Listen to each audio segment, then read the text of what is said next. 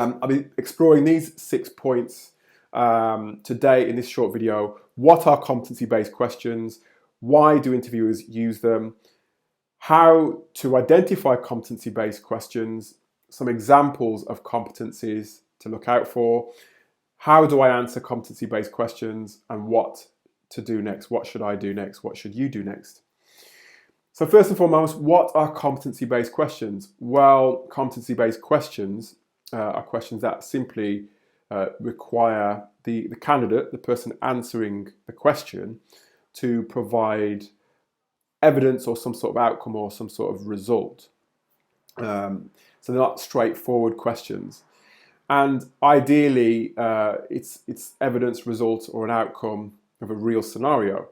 And that brings me on to why do interviewers use them? Well, as I said, as an interviewer, we want to understand that the candidate or the person interviewing has actually done what they say they have done on their CV, what they say they've done when they're face to face. So I really want to get an understanding as the interviewer.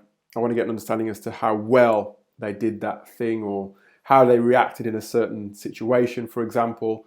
And that's why I would ask a competency-based question, just to get that bit more information, get some meat on the bone, just to see what they've done in the past and how that will translate to how they might perform in a future role. Obviously, this is not the determining factor in terms of whether the candidate will get the role or not, but it's one of those things that contributes to the decision-making process. So it's really important that you really get to grips with competency-based questions. And how do you identify competency-based questions? Well, if the interviewer prefaces a question with, give me an example of, or describe a situation when, or tell me about a time when, or how do you, or how would you, then you will know that they're looking for some information from you to describe a real scenario. And like I said, what you really need to do is have some real scenarios based on the competencies within the actual job.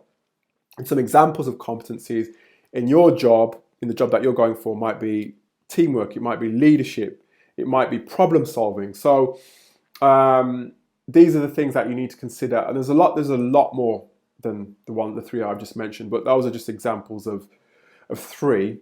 How do I answer competency-based questions? Well, you answer competency-based questions by really thinking about the end result of what you did. So you could use a technique, actually. There's a common technique, which I think is really good, but I think you don't want to be too robotic when using it. It's called the STAR technique. STAR is the acronym for situation, task, action, result. And that result bit at the end is really important. But like I said, you don't want to be too robotic in answering this question because it will be obvious. And really what you can do is you can play around with that acronym to really create an answer that gives the result, but in a way that is delivered in a human way, in a way that is in a way that the interviewer will understand and appreciate.